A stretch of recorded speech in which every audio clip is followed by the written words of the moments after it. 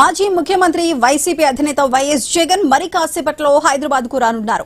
నాంపల్లిలోని CBI ప్రత్యేక కోర్టుకు హాజరు కానున్నారు. ఆయన తాడేపల్లి నివాసం నుంచి బయలుదేరి గన్నవరం విమానాశ్రయంకు చేరుకొని అక్కడి నుండి ప్రత్యేక విమానంలో బేగంపేట ఎయిర్పోర్ట్ కు చేరుకోనున్నారు. ఎయిర్పోర్ట్ వద్ద వైసీపీ కార్యకర్తలు, నాయకులు, అభిమానులు ఆయనకు పెద్ద ఎత్తున స్వాగతం పలకనున్నారు. ఈ నేపథ్యంలో పోలీసులు బందోబస్తు ఏర్పాటు చేశారు.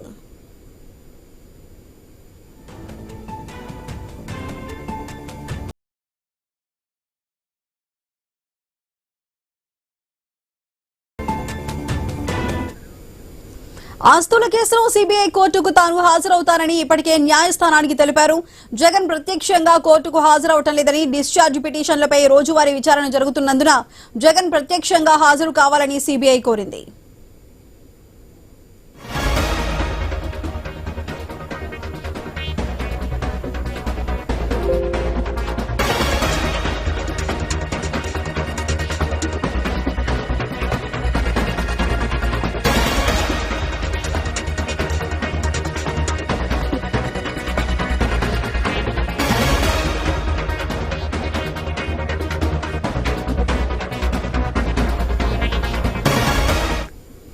మాజీ ముఖ్యమంత్రి వైసీపీ అధినేత వైఎస్ జగన్ మరి కాసేపట్లో హైదరాబాద్ కు రానున్నారు. నాంపల్లిలోని సిబిఐ ప్రత్యేక కోర్టుకు హాజరు కానున్నారు. ఆయన తాడేపల్లి నివాసం నుంచి బయలుదేరి గన్నవరం విమానాశ్రయం చేరుకొని అక్కడి నుండి ప్రత్యేక విమానంలో బేగంపేట ఎయిర్పోర్ట్ కు చేరుకోనున్నారు. అయితే దీనికి సంబంధించి మరింత సమాచారాన్ని మా ప్రతినిధి హరీష్ అందిస్తారు. హరీష్, చెప్పండి, మనకి సంబంధించి ఇప్పుడు వైఎస్ జగన్ మరి కాసేపట్లో హైదరాబాద్ రాబోతున్నారు. నాంపల్లి సిబిఐ కోర్టులో కూడా హాజరు కాబోతున్నారు. మరి దీనికి సంబంధించి పూర్తి అప్డేట్స్ ఏంటి?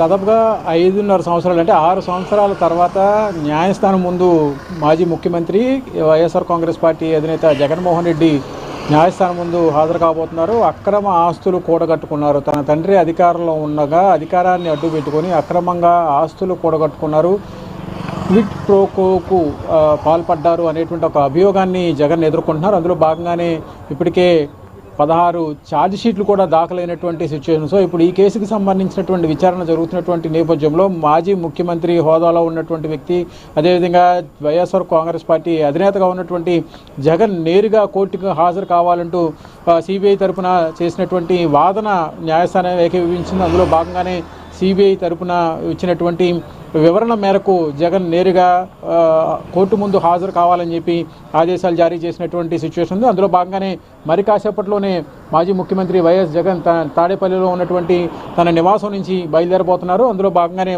ఇందుకు సంబంధించి మరి కాసేపట్లో ఆయన ఇక్కడి నుంచి స్టార్ట్ అవ్వ నేరుగా గన్నవరం విమానాశ్రయం చేరుకుంటారు. గన్నవరం విమానాశ్రయం చేరుకున్న తర్వాత అక్కడి నుంచి ఆయన ప్రత్యేకమైనటువంటి విమానంలో బేగంపేట ఎయిర్పోర్ట్కి చేరుకోబోతారు. ఇందుకు సంబంధించి పార్టీకి సంబంధించినటువంటి నాయకులు కూడా గన్నవరం ఎయిర్పోర్టు, అదేవిధంగా బేగంపేట ఎయిర్పోర్ట్ వద్ద కూడా పెద్ద ఎత్తున జగన్కు స్వాగతం పలికేందుకు ఏర్పాట్లు చేశారు.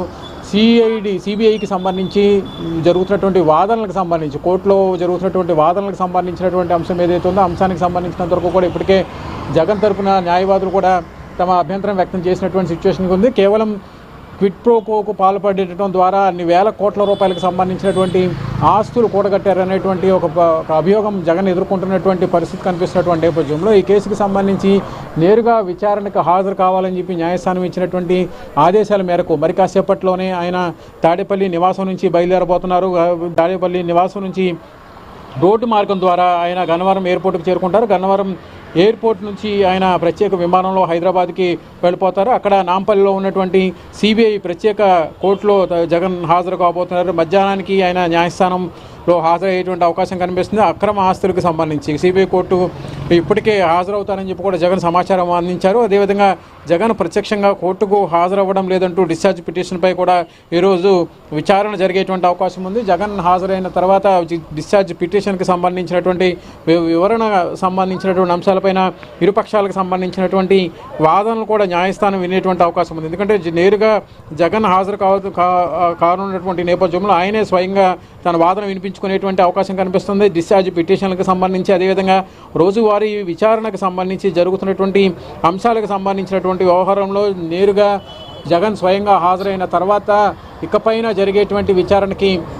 తన తరపున న్యాయవాదిని కూడా అనుమతించే విధంగా న్యాయస్థానాన్ని న్యాయమూర్తిని జగన్ కోరేటువంటి అవకాశం కనిపిస్తుంది. అందులో భాగంగానే సిబిఐ కోర్టు కూడా దీనిపైన తన అభ్యంతరాన్ని తెలియజేసేటువంటి అవకాశం కనిపిస్తుంది. మొత్తం మీద చూసుకుంటే కనుక ఈ కేసుకు సంబంధించి ఈరోజు దాదాపుగా 6 సంవత్సరాల తర్వాత జగన్ కోర్టుకు హాజరవుతున్నటువంటి నేపథ్యంలో కోర్టుకు సంబంధించినటువంటి విచారణకు సంబంధించినటువంటి అంశాలు ఎలా ఉండబోతాయి, ఈ విషయంలో ఈరోజు జరిగేటువంటి వాదనలకు సంబంధించినటువంటి అంశాలు ఎలా ఉంటాయి, న్యాయస్థానం ఇచ్చేటువంటి తీర్పు ఎలా ఉండబోతుందో, ఆ తీర్పు తర్వాత న్యాయస్థానం తీసుకునేటువంటి నిర్ణయం, న్యాయస్థానం నుంచి వచ్చేటువంటి ఆదేశాలు ఏ విధంగా ఉండబోతాయి అన్నది కూడా ఆశ్చర్యంగా మారినటువంటి పరిస్థితి కనిపిస్తుంది. అందులో భాగంగానే ఈరోజు జరిగేటువంటి విచారణకు సంబంధించినటువంటి అంశాలకు సంబంధించినటువంటి వ్యవహారం పైన ఇరుపక్షాలకు సంబంధించినటువంటి వాదనలు కూడా న్యాయస్థానం వినేటువంటి అవకాశం కనిపిస్తుంది. ఎందుకంటే విచారణకు సంబంధించినటువంటి అంశాల్లో గతంలో ముఖ్యమంత్రిగా పనిచేసినటువంటి అనుభవం ఉన్నటువంటి వ్యక్తి, ఇప్పుడు ప్రజెంట్ వైఎస్ఆర్ కాంగ్రెస్ పార్టీకి సంబంధించినటువంటి అధినేతగా ఉన్నటువంటి నేపథ్యంలో ఈ కేసుకు సంబంధించినటువంటి అంశాలపైన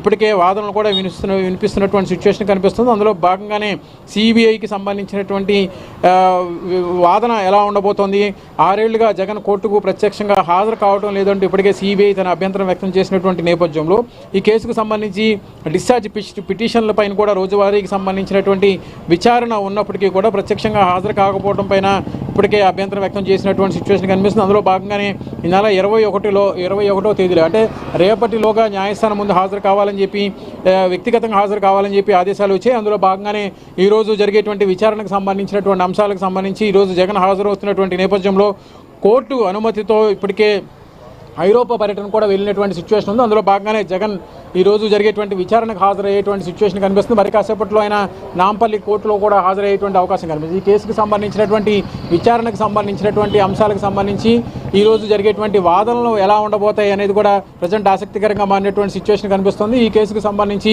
జరుగుతున్నటువంటి వాదనలకు సంబంధించి సిబిఐ అభ్యంతరం చెప్పడం, అదేవిధంగా జగన్ స్వయంగా కోర్టుకు హాజరు కానుండడం, ఈ మొత్తం అంశాలకు సంబంధించి ఈరోజు కోర్టులో జరిగేటువంటి వాదోపవాదాలు ఎలా ఉండబోతాయి, ఇరు వర్గాలకు సంబంధించి వాదనలు ఏ విధంగా ఉండబోతాయి, అదేవిధంగా జగన్ తన వాదనను ఏ విధంగా వినిపిస్తారో, జగన్ ఇచ్చేటువంటి వివరణ ఏ విధంగా ఉండబోతుంది, జగన్ ఇచ్చినటువంటి వివరణకి సంబంధించి జగన్ ఇచ్చినటువంటి వివరణ తర్వాత న్యాయస్థానం తీసుకునేటువంటి నిర్ణయం ఎలా ఉండబోతుంది అనేది కూడా ఆసక్తికరంగా మారింది. అందులో భాగంగానే సిబిఐ కోర్టుకు హాజరవుతున్నటువంటి నేపథ్యంలో అక్రమాస్తులకు సంబంధించి, కేసులకు సంబంధించినటువంటి వ్యవహారాలకు సంబంధించినటువంటి అంశాలు, అదేవిధంగా వ్యక్తిగత హాజరు నుంచి మినహాయింపు కోరేటువంటి సిచ్యువేషన్ కనిపిస్తున్నటువంటి నేపథ్యంలో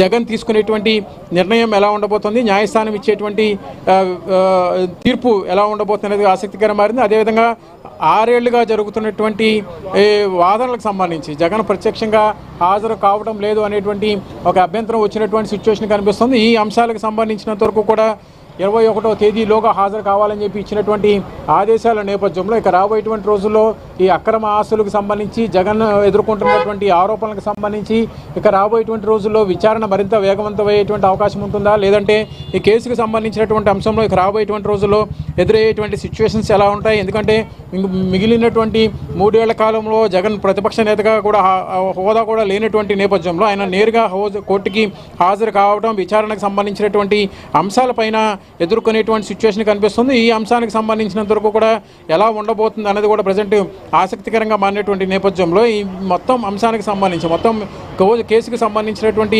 వివరాలకు సంబంధించి రాబోయేటువంటి రోజుల్లో అనుసరించేటువంటి వ్యూహం ఎలా ఉండబోతుంది, న్యాయస్థానం ఇచ్చేటువంటి తీర్పు ఎలా ఉండబోతుంది, అదేవిధంగా దీనికి సంబంధించి ఇక రాబోయేటువంటి రోజుల్లో తీసుకునేటువంటి చర్యలు ఒక ఎత్తు అయితే కనుక ఇప్పటికే జగన్ 27 నుంచి పాదయాత్రకు సంబంధించినటువంటి అంశాలపైన కూడా ఫోకస్ పెట్టినటువంటి నేపథ్యంలో ఈలోపు జరిగేటువంటి రాజకీయ పరిణామాలు ఎలా ఉండబోతాయి, న్యాయస్థానం ఇచ్చేటువంటి తీర్పు ఎలా ఉండబోతోంది, అక్రమ ఆస్తులకు సంబంధించి అక్రమ ఆస్తులు కూడగట్టారు, క్విడ్ ప్రోకోకు పాల్పడ్డారనేటువంటి ఒక అభియోగం జగన్పై ఉన్నటువంటి నేపథ్యంలో త్వరలో పాదయాత్రకు సన్నద్ధం కావడం, ఈలోపు ఆయనకు సంబంధించినటువంటి వ్యక్తిగతంగా కోర్టు ముందు హాజరు కావాలని చెప్పి ఇచ్చినటువంటి ఆదేశాలు, ఈ మొత్తం అంశాలకు సంబంధించినటువంటి అంశాలపైన కూడా ఈరోజు జరుగుతున్నటువంటి కోర్టుకు సంబంధించినటువంటి వివరణ కూడా ఆసక్తికరంగా మారినటువంటి సిచ్యువేషన్ కనిపిస్తుంది. ఇందుకు సంబంధించి రాజకీయంగా కూడా ఈ వ్యవహారం ఆసక్తికరంగా మారినటువంటి నేపథ్యంలో ఇక రాబోయేటువంటి రోజుల్లో ఈ విచారణకు సంబంధించినటువంటి అంశాలు ఎలా ఉండబోతాయి, సిబిఐ కోర్టు ఎంతవరకు దాఖలైనటువంటి ఛార్జ్ షీట్కి సంబంధించి విచారణ వివరాలతో కోర్టు ఎంతవరకు ఏకీభవిస్తుంది, జగన్ అందరూ జరుగుతున్నటువంటి ప్రచారం మేరకు కూటమి నేతలు చేసినటువంటి ప్రచారాల మేరకు జగన్ అరెస్ట్ అయ్యేటువంటి అవకాశం ఉందా లేదా, జగన్ చేసేటువంటి పాదయాత్రకు ముందు జరిగేటువంటి పరిణామాలు ఎలా ఉండబోతాయి, వీటన్నిటిపైన కూడా ఈరోజు కొంతవరకు కూడా కేసుకి నేరుగా విచారణకు హాజరవుతున్నటువంటి నేపథ్యంలో రాజకీయం కూడా ఆసక్తికరంగా మారినటువంటి సిచ్యువేషన్ అయితే మనకి ఏపీ రాజకీయ